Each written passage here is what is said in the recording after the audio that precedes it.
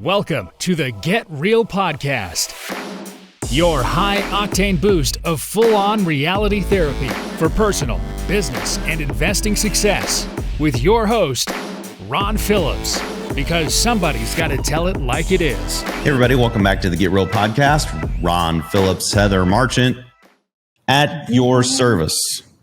Yes. Heather. Excited. We have we're going to talk about today. Oh, we're just going to do stats. It's going to be so boring. Yeah, but you're really good. Oh, I would say collectively, we help people understand why the stats matter. Otherwise, the stats are very boring. These stats are going to be sexy. That's what I meant to say. Super pumped up about these. Basically, we're going to do a little bit of a market update. Of course, all of this is like, pre, right? So don't ask me what's happening today. I don't really know. But we do know what's happened February back. So we can look at that and just kind of see what the trajectory looks like.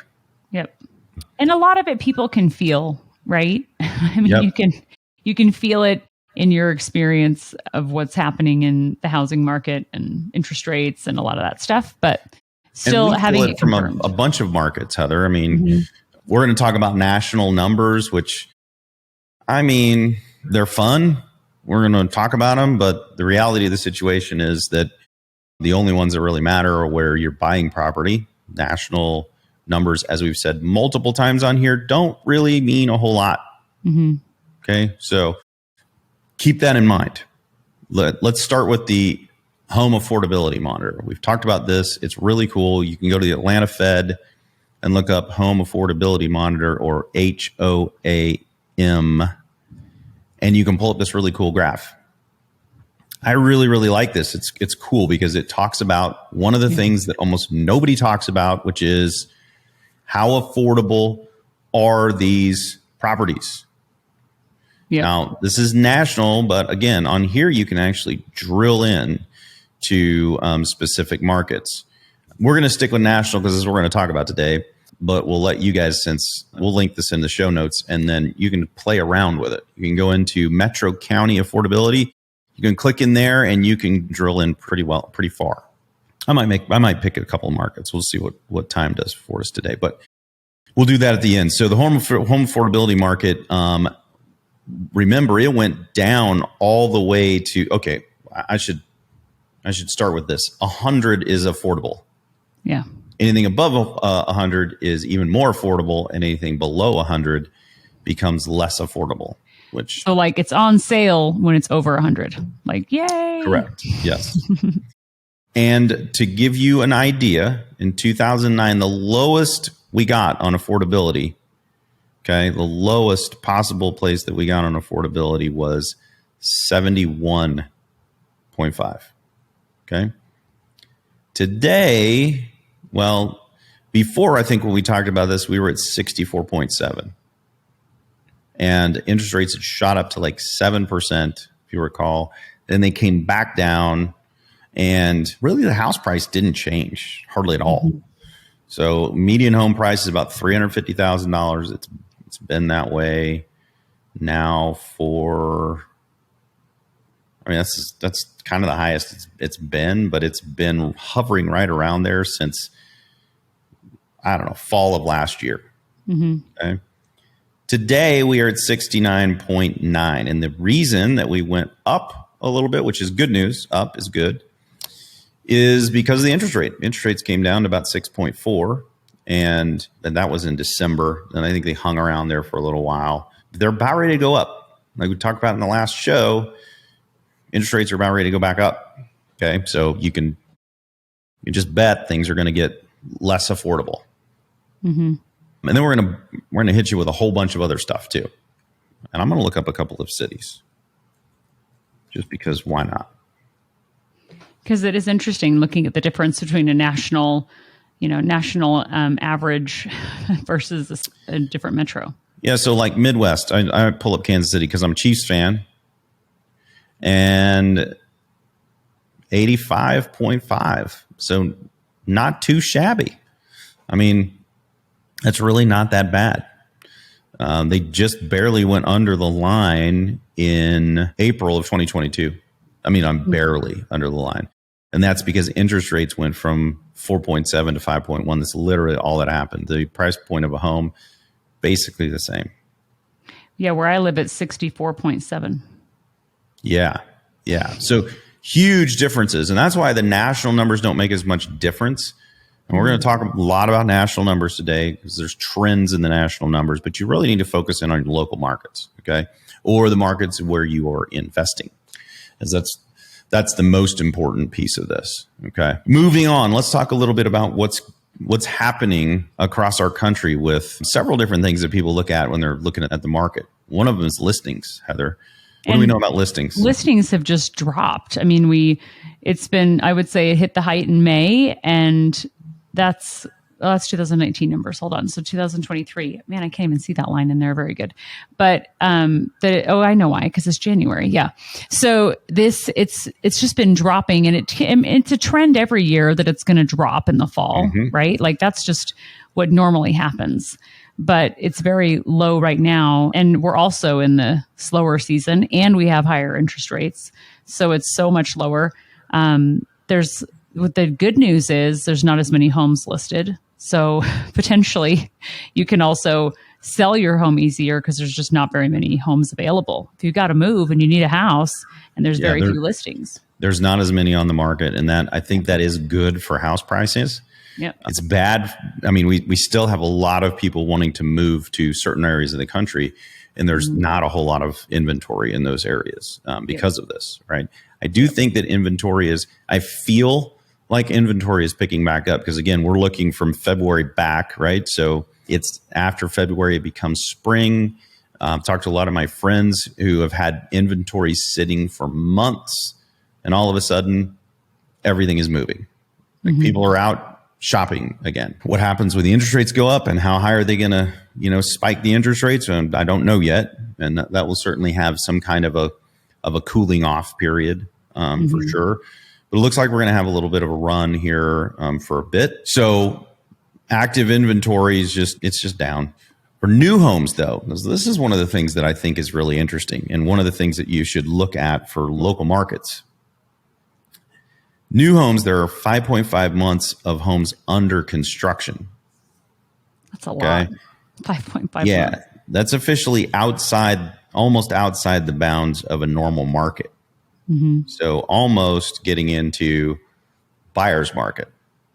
Now, we haven't seen that in a long time. So again, these are national numbers, right? So look locally, because it probably is going to look considerably different locally.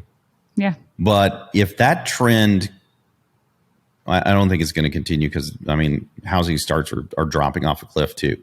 And everything we're talking about mostly is single family homes, single family duplex. In the multifamily report, there is a wave of new construction inventory that's going to hit this year and into 2024. And I do think that's going to put pressure on rents in multifamily in the A class and maybe B plus class properties. So keep your eyes on that. New housing starts are at a record 1.71 million.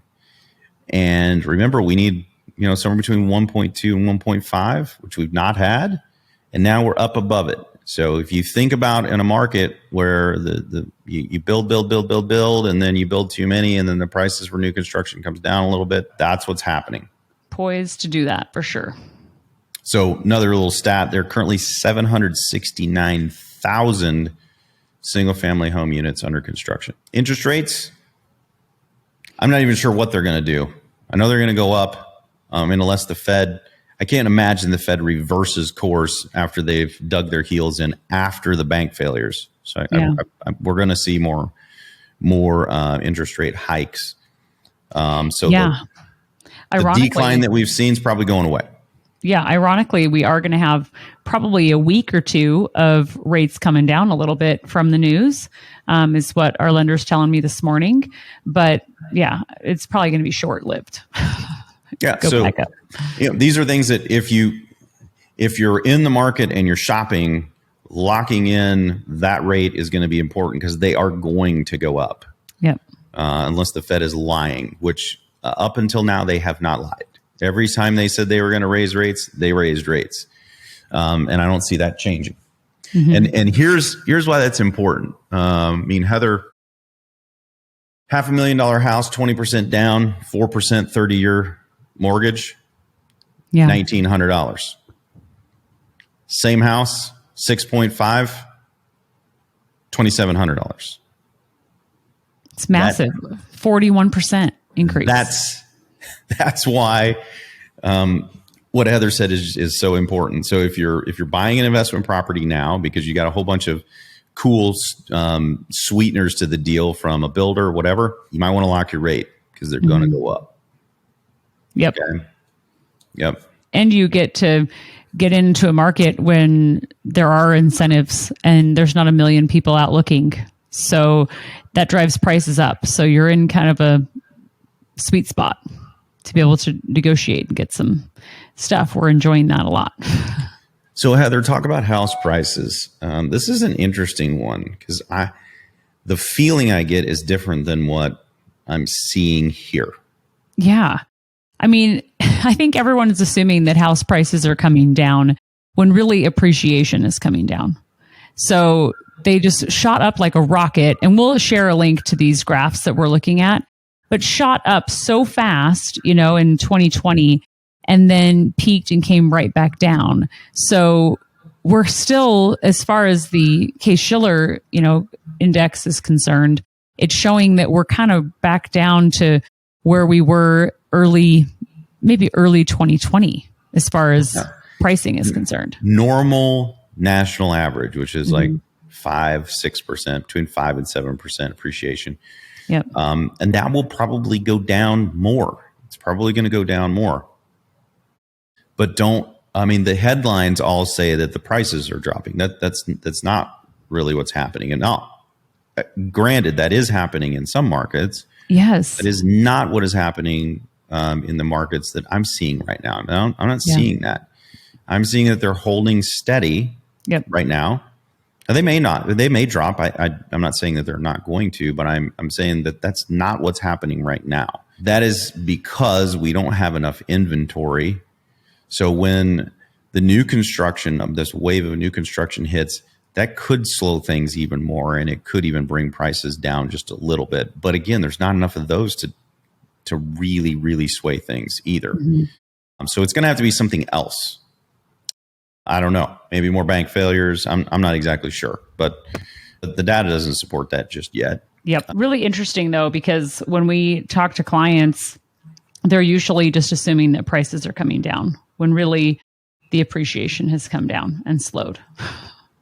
Yeah. And you do have some sellers that are more motivated than they have been, for sure, because sellers were used to having their home sell in 30 minutes, and now it's taking 30 days, 45 days. And that seems like an eternity because we're all spoiled. Just like 6.5% interest rate seems like the highest rate ever. And really, that's a pretty good interest rate. We've just been spoiled for so long because we've been artificially pumped by the Fed. And everything's kind of going back to normal and normaling out. And it feels like we're getting abused when in reality, we're really not. We've just been super spoiled for quite a while. Exactly. And then I think the other thing that follows suit, which also makes sense with what everyone's feeling, is that sales are down. Listings are down, sales are down. I mean, that all makes sense with what we're seeing and experiencing. I will say, though, that I sold one of my rentals several months ago relatively quickly, and I have 2 listed for sale right now, and I'll probably pull at least one of them because it's not rented and just lease it out. I already heard from my property manager today, hey, are you still wanting to keep this vacant? I have someone interested. I'm like, yeah, I'll just keep it. If there's not enough interest and we're already talking about a price reduction, I don't need to sell it. It's still cash flowing well. I have a low interest rate mortgage. So kind of the great debate, right? The chicken and egg. Exactly. This report says that rents are declining. I have not seen that in any of the markets that we're in. I guarantee you there are markets where that is happening. And I also, as I mentioned before, The multifamily market, especially the A-class multifamily market, which is pretty rapidly going to become overbuilt, probably will see, if it's not already seeing. And I think that's where they're getting their data, because it says that they're getting their data from the National Multifamily Housing Council, in spite of the fact that this is a report about single-family homes. Not seeing that yet in the single-family home market. Not saying that it won't happen, especially with, the build-to-rent communities are still being built. Yeah. Still money being poured into rental real estate. And so as those come on the market, definitely a portion of the 769,000 single-family homes that are being built for build-to-rent. So again, super important to check local and see what's happening in the local markets, because a lot of local markets aren't experiencing this at all. And unlike 2008, where we had a national meltdown, I don't see this one being a national meltdown. And I don't see that. I do think that there are going to be markets that implode, and they're the markets that are overpriced right now and are very, very unaffordable. Anyway, Agreed. Conclusion is that there's a whole bunch of turmoil right now in the real estate market. So you got to be newsflash. Yeah, you've been feeling it. It's true. The statistics are all backing that up, and you really, really need to be careful, especially if you're investing in a syndication that is multifamily based and it's an A-class property.